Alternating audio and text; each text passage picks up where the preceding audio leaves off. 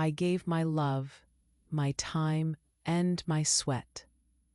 In return, I received the silence of a cowardly son and the scorn of a gold-digging daughter-in-law. They humiliated me, right there in public.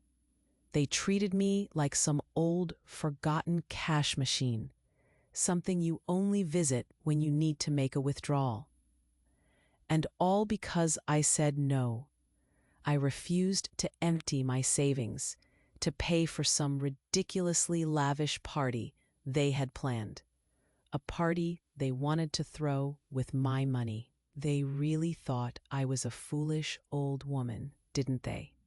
So easy to fool, so easy to manipulate.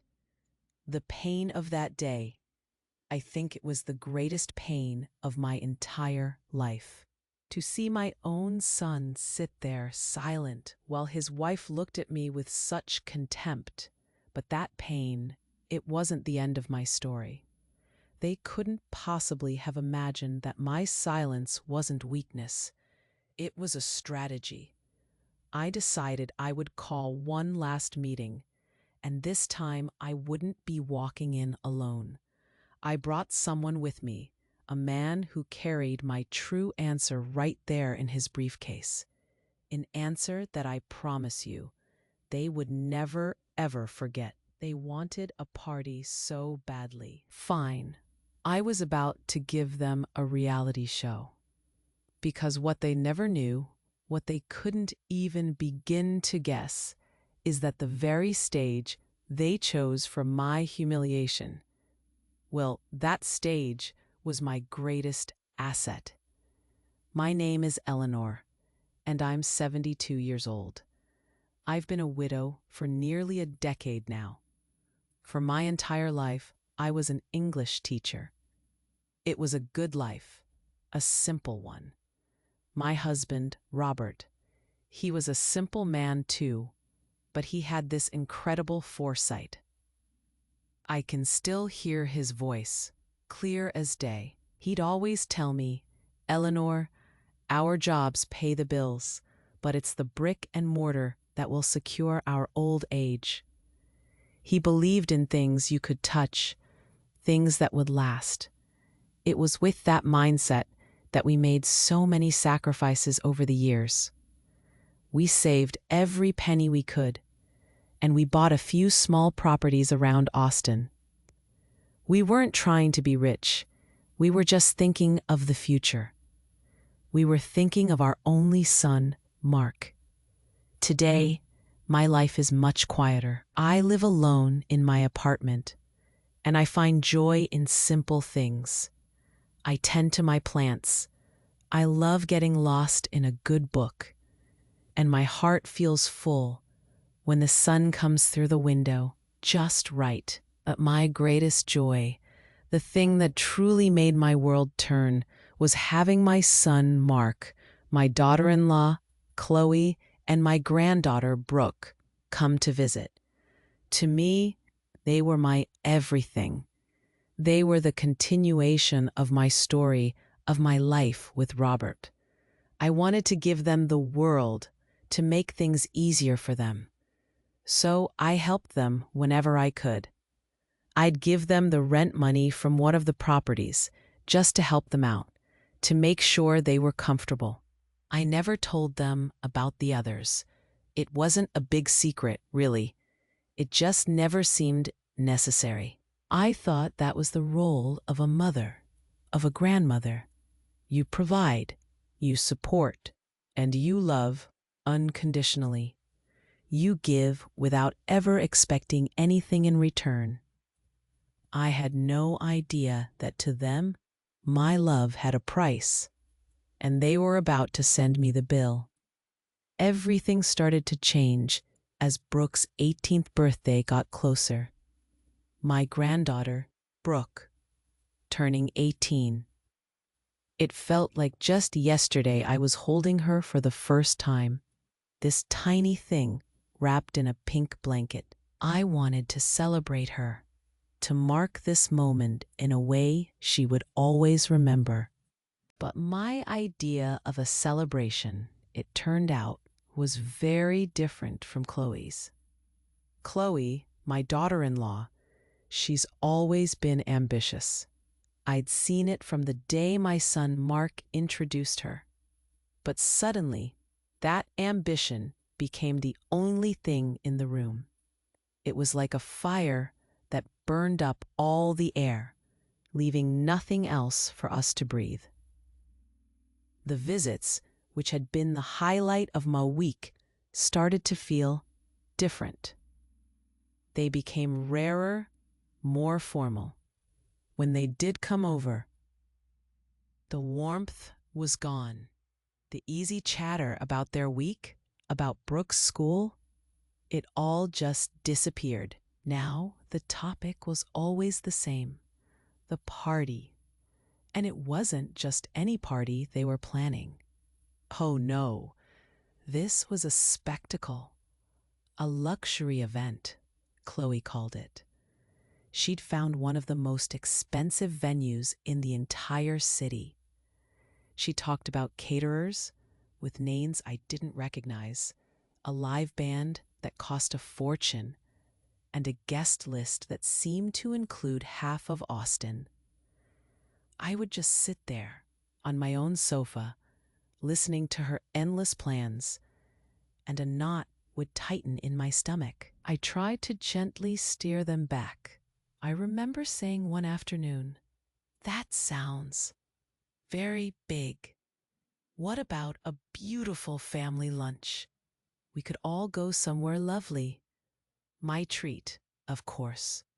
A special gift for Brooke, from me to her." I thought it was a wonderful idea. Something personal, something from the heart. Chloe just laughed. It wasn't a kind laugh. It was sharp and full of disdain. She looked at me as if I'd just crawled out from under a rock. "Mother-in-law," she said, and the way she said it made the title feel like an insult. Times have changed. This isn't the 1950s. Brooke deserves the best. She needs to see how much she's valued. I looked over at Mark, my son. I was waiting for him to say something, anything, to defend me, to find a middle ground, to be the bridge between us like he always had been. But he just sat there, staring at his hands, and gave a little nod. Just a tiny, silent nod. That silence, that little nod, it broke a piece of my heart. In that moment, I felt like I was no longer their mother, their grandmother. I was just the sponsor they needed to win over. I was the bank. After that, the visits mostly stopped. The phone calls started instead. But they weren't calls to see how I was doing or to ask about my day. They were cold, businesslike. Chloe would usually be the one to speak, her voice clipped and impatient. "Eleanor, have you had a chance to think about our proposal yet?" Mark would sometimes get on the line, his voice strained and quiet.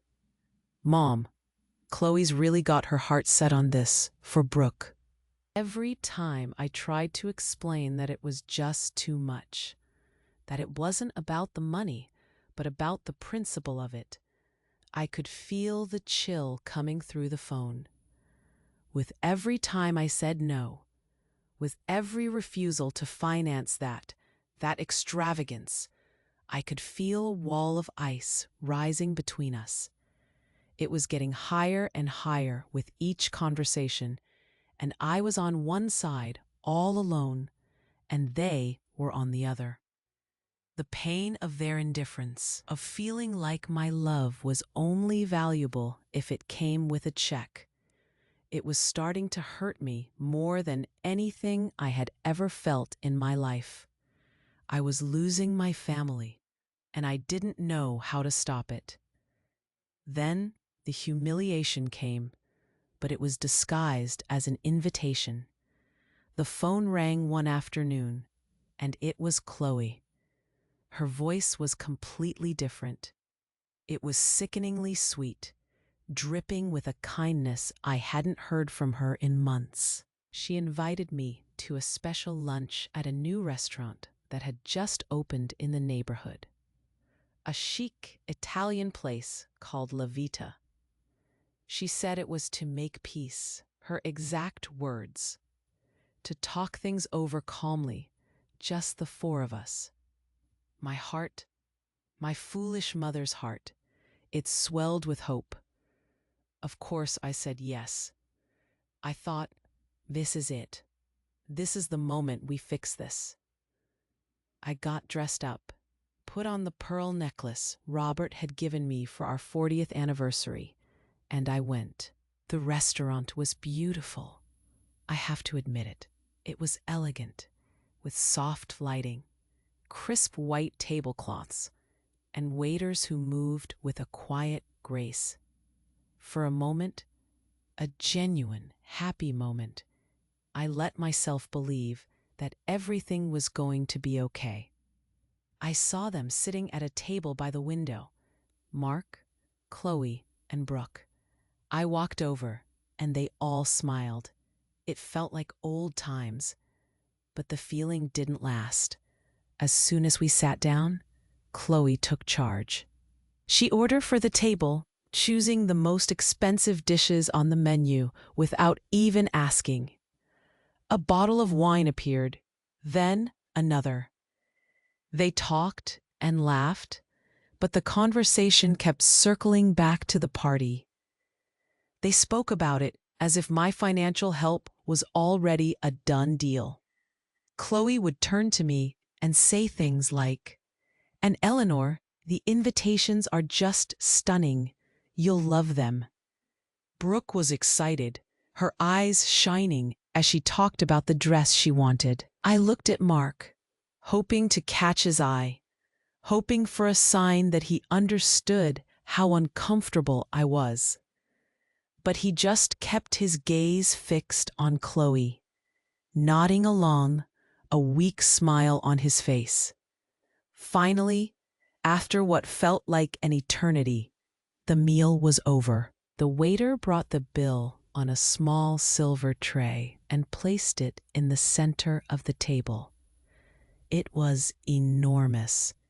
I saw the number, and my breath caught in my throat.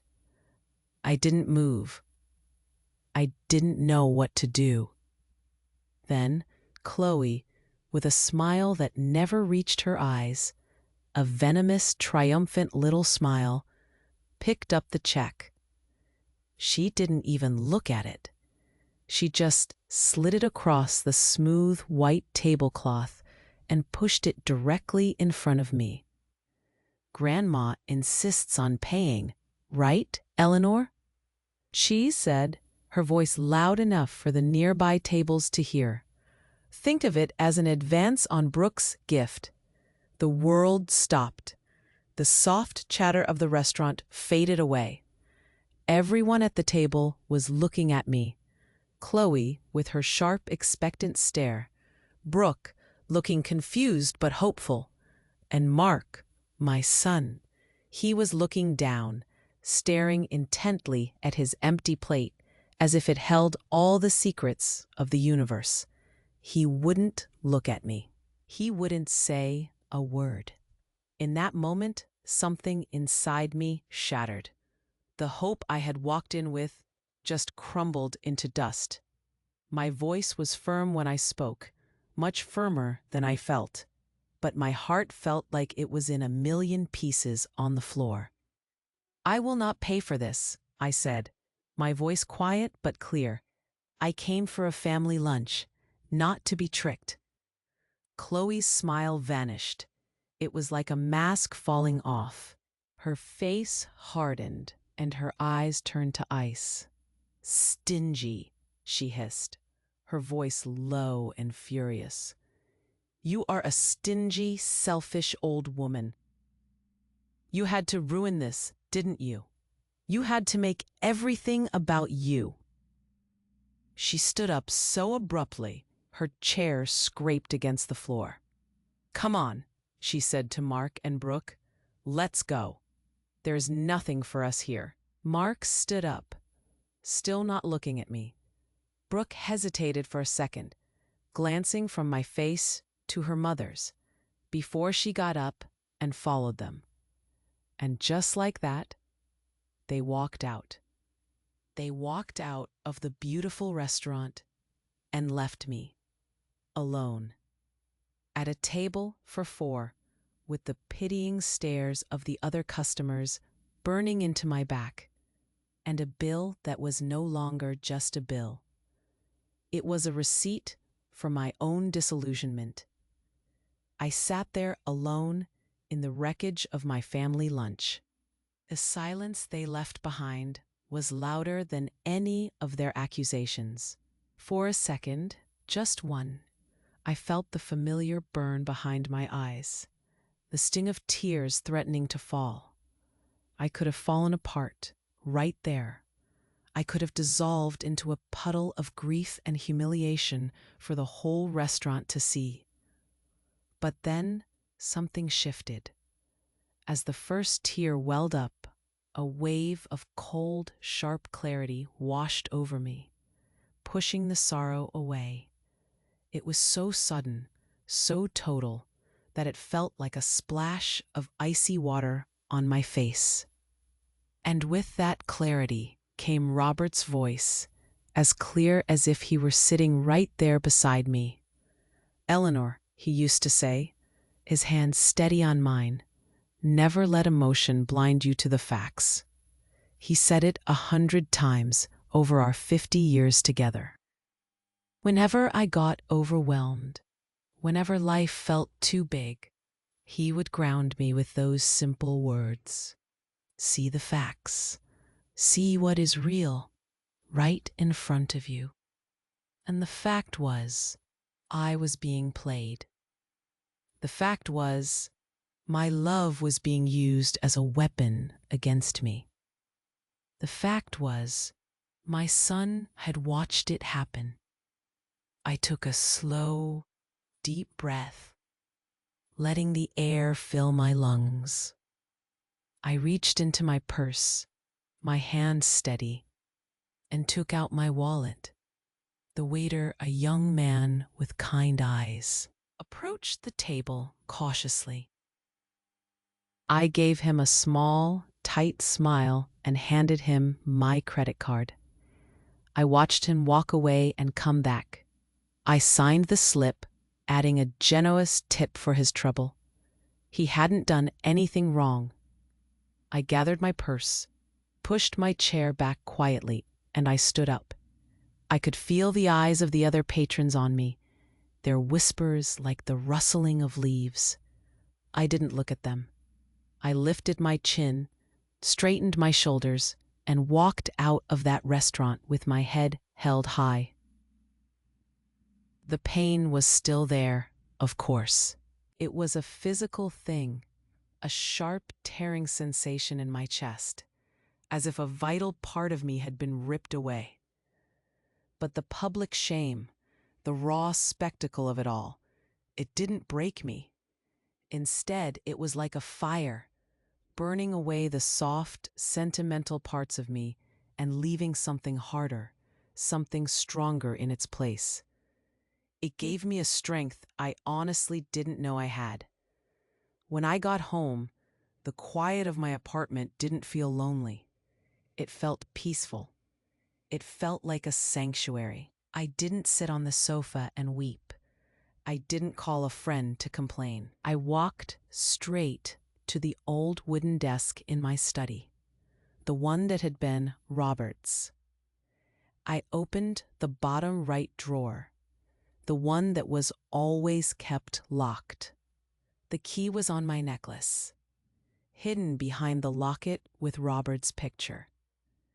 Inside the drawer were files and documents, old papers that told the real story of our lives. The story that Mark and Chloe had never bothered to ask about. The one they never dreamed existed. My fingers brushed past folders labeled with the names of streets and tenants until I found the one I was looking for. It was a simple manila folder, slightly worn at the edges. On the tab, in my own neat handwriting, were 3 words: the Vita Building. I took the folder out and placed it on the desk. Then I picked up the phone. My hand didn't tremble. My first instinct, my mother's instinct, was to call Mark, to try one last time. But the memory of his face, his downcast eyes, stopped me. No, I wouldn't be calling my son.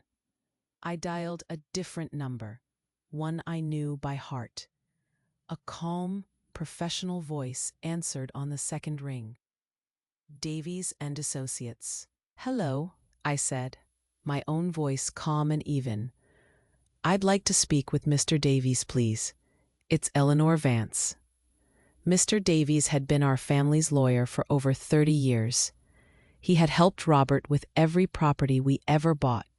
A kind, meticulous man who knew our family's affairs better than anyone.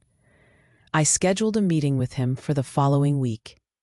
As I hung up the phone, I looked at the folder on the desk. I knew what Mark and Chloe were thinking. They were probably celebrating their victory, convinced they had finally pushed me into a corner. They thought they had won the battle, that I would come crawling back in a few days, full of apologies, ready to write the check for Brooke's party. They were so sure I was just a sentimental old woman who couldn't bear to be cut off from her family. But they had made a terrible mistake. They thought this was just about a party. They didn't understand.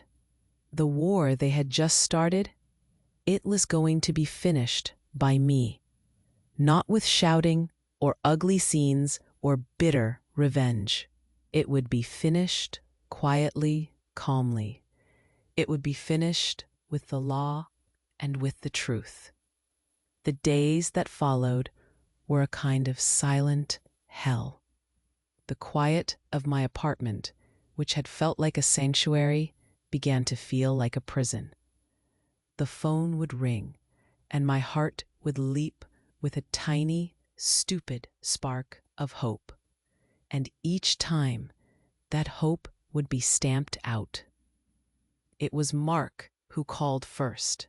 I answered, my voice ready to be soft, ready to listen. But he didn't call to apologize. He called to blame me. His voice was strained, angry. "Mom, what were you thinking? Chloe is devastated. You humiliated us in front of everyone. Brooke is so upset. She doesn't even want to look at you."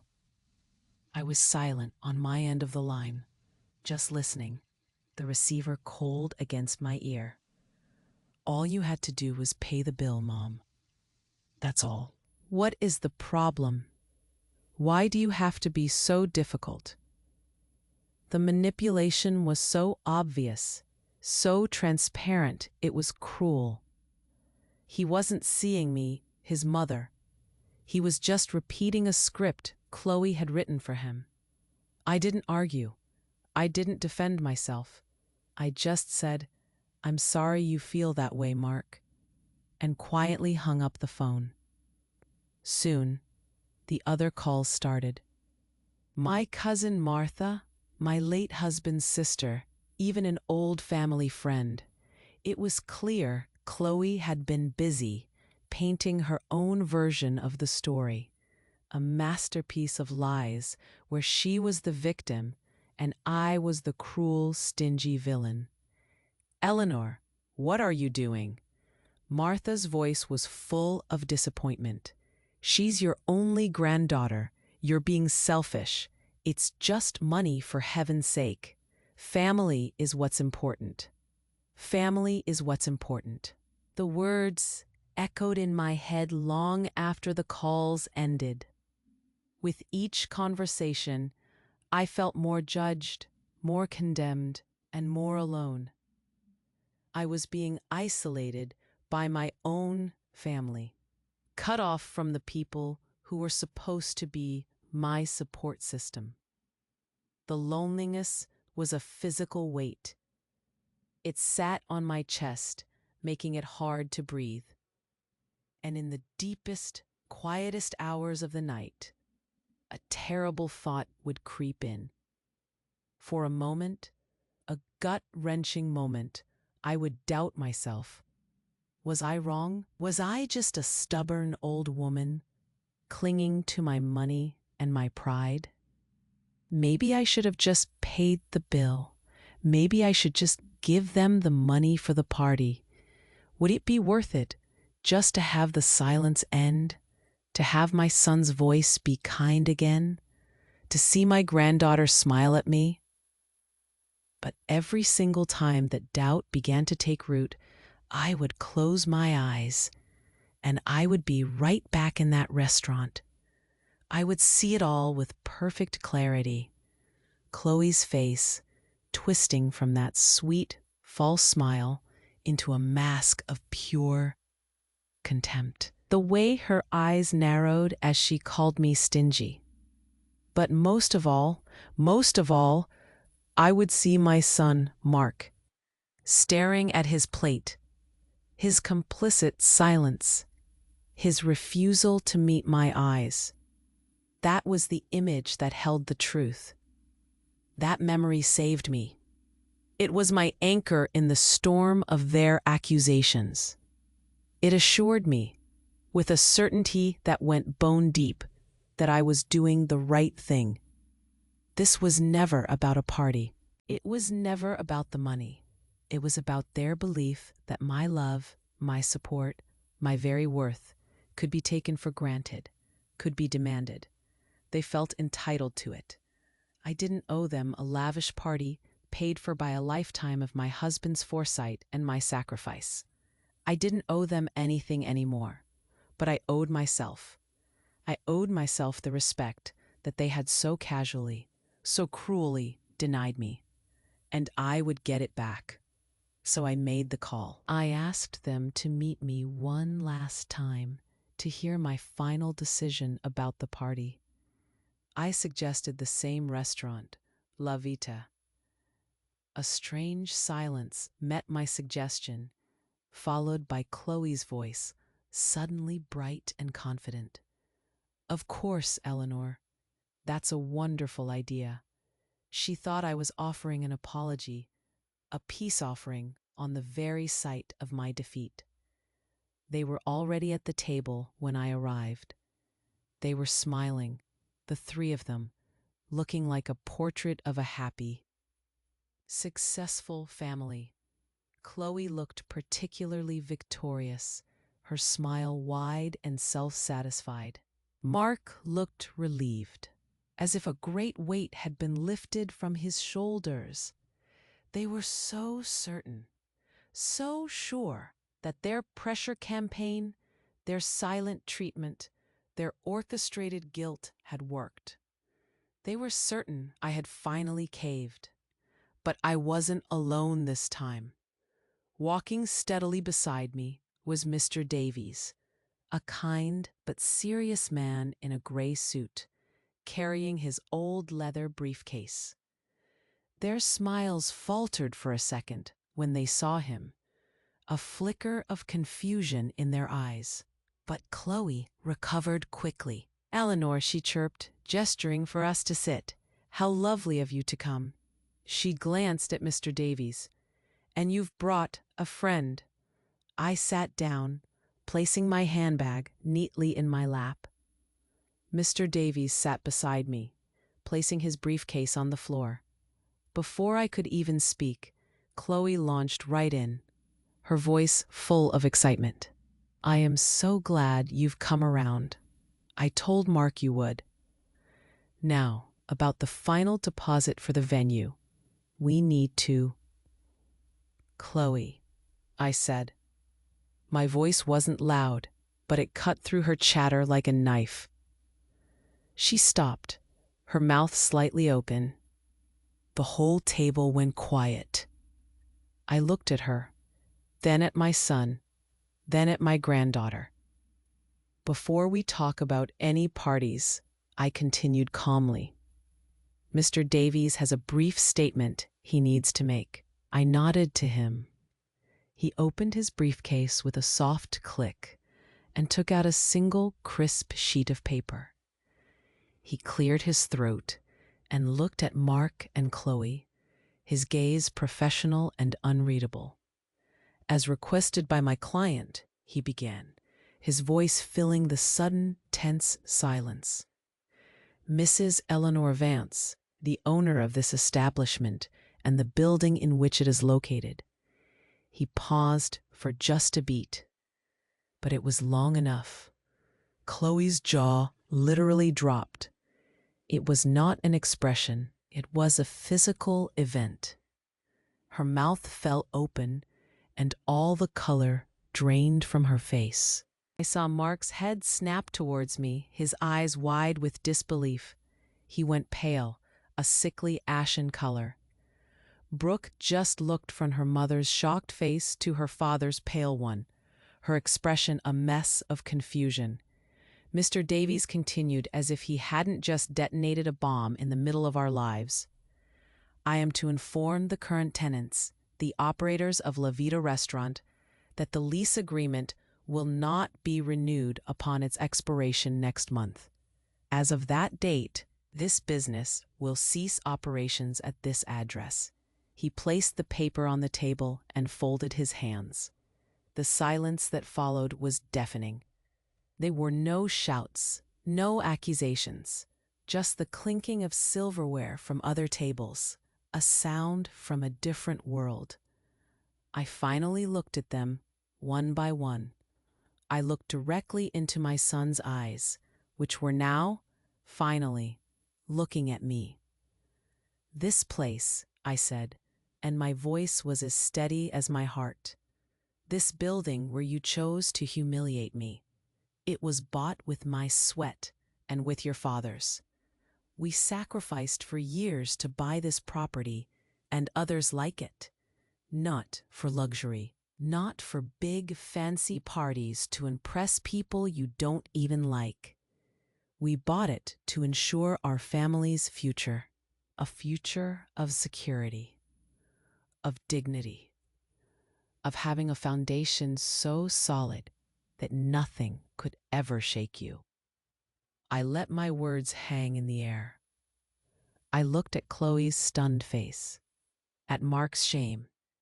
"The party is over," I said, my voice soft but final. "For all of us, I didn't sell the building. After that day at the restaurant, after the shock on their faces had faded into the silence of my car ride home, my first instinct wasn't revenge. It wasn't about making a profit or cashing in on their mistake. It was about honoring Robert's vision. So I decided to bring the place back to its roots. The fancy, cold La Vita closed its doors. I kept it shut for a few months. During that time, I went there every day. At first, it was just to sit in the empty dining room and think. Then I started to imagine. I peeled away the layers of pretense. The gaudy chandeliers came down. The stark white walls were repainted in warm, earthy tones. I found a wonderful family of chefs, a husband and wife with their son, who cooked with the kind of love and passion you can taste. Together, we planned a simple menu of real food, comforting dishes at fair prices. We created a cozy bistro, a place where people could come to feel welcome. When it came time to choose a name, there was only one choice. We hung a simple, elegant sign out front that read, "Robert's Bistro." It was my quiet tribute to the man whose foresight had made it all possible. I didn't just hand over the keys either. I started managing the business myself. Not the accounts and the spreadsheets. I have people for that. But the spirit of the place. That became my job. my life completely changed. The long, lonely afternoons that used to stretch out before me, empty and silent, are now filled with the gentle hum of the bistro. They're filled with the warm clatter of plates from the kitchen, the rich smell of brewing coffee and baking bread, the low murmur of conversations between friends. I walk between the tables. I refill water glasses. I chat with the regulars. I know their names, their stories. They know mine. I found a new purpose, something I didn't even know I was looking for. I found a new kind of family, not one of blood, but one of shared days and mutual respect. My employees, the customers who come in every week, they have filled my life with a quiet, steady warmth. A few months after we opened, Mark came to the bistro. He came alone, late one afternoon, when the lunch rush was over. He looked tired, thinner. He sat at a small table in the corner and ordered a coffee. I walked over and sat down across from him. He apologized. He said all the right words, his voice thick with what sounded like real repentance. He missed me. He was sorry for his silence, for his weakness. I listened to him, and I believed he was sincere, but I was clear. I told him that forgiveness isn't a switch you can flip. It's a long road, and for the first time in his life, he needed to learn to walk on his own 2 feet. He needed to build his own life, find his own strength, before we could even think about rebuilding ours. It wasn't a punishment. It was a truth he needed to hear. I didn't become some rich and powerful businesswoman. I didn't conquer the city's restaurant scene. What happened was much quieter and much more profound.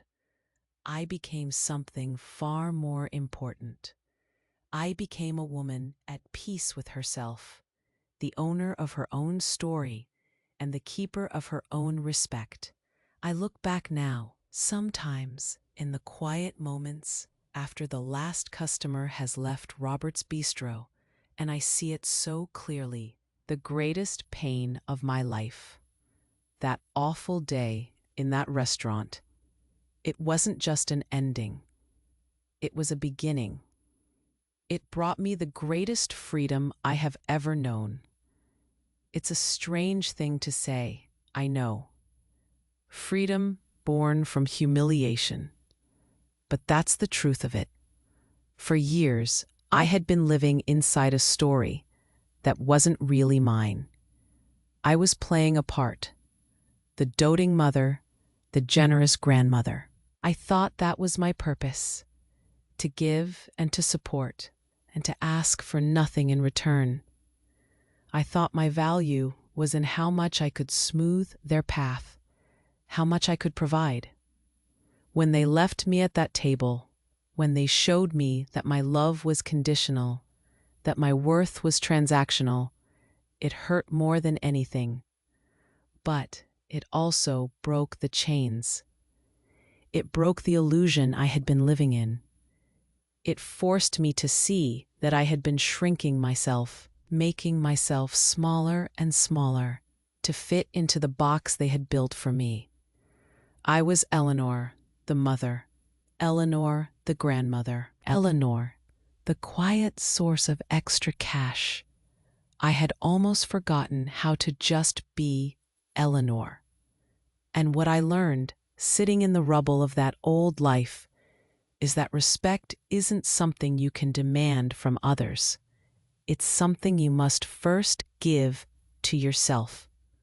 My silence in the face of their demands wasn't weakness. It was me finally choosing myself. Walking out of that restaurant with my head held high wasn't an act of pride. It was an act of survival. It was me telling the world, and more importantly, telling myself, that I have value beyond what I can give away. My worth is not in my bank account. It's in my history, my experiences, my memories. It's in the lessons I learned and the love I shared with Robert. It's in the very fact that I am still here, breathing, feeling, and learning.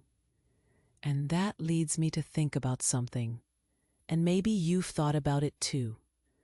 I look back and I wonder, have you ever felt invisible to those who should matter most to you? Have you ever had that sinking feeling in your stomach?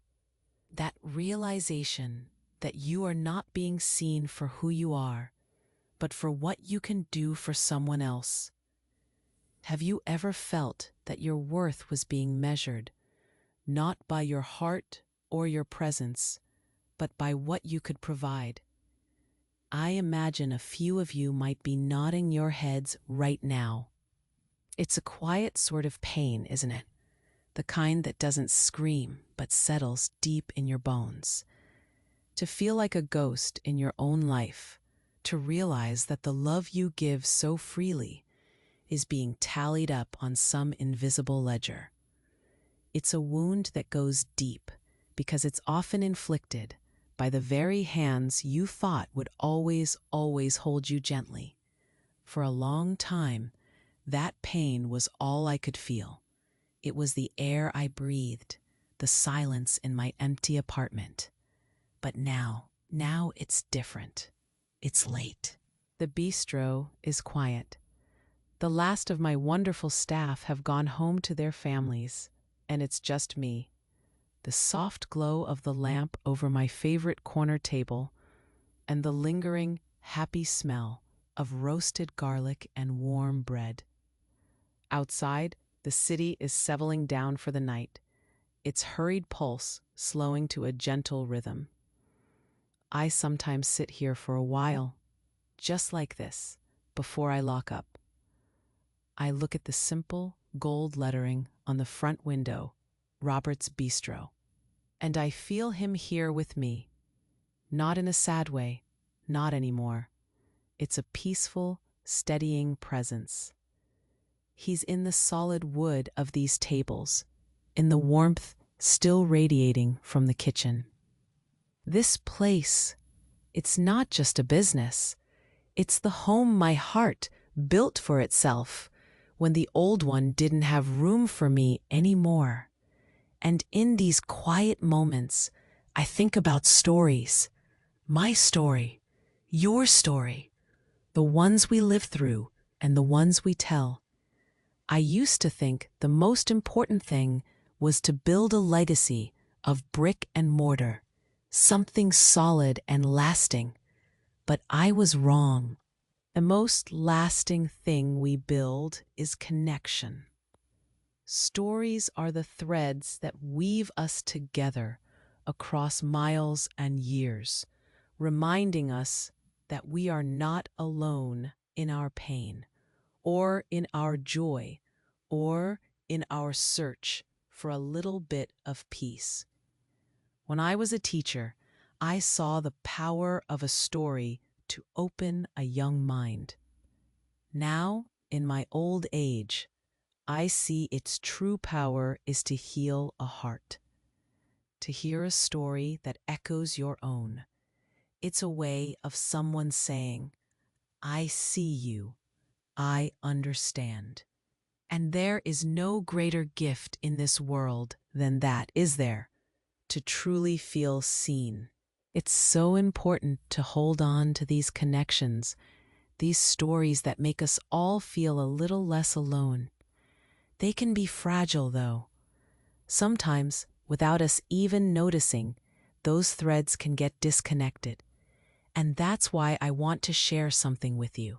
Just a little piece of advice from an old woman who has learned the hard way about the value of paying attention. And if you want to keep receiving real stories like this one, stories that remind us of our own strength, please pay close attention. YouTube might be unsubscribing you without any notice. It's a strange thing, but it happens. So please, if our time together has meant something to you, just take a moment to check if you are still subscribed to the channel and turn on the notification bell. It's a small thing, I know, but it makes sure we stay connected.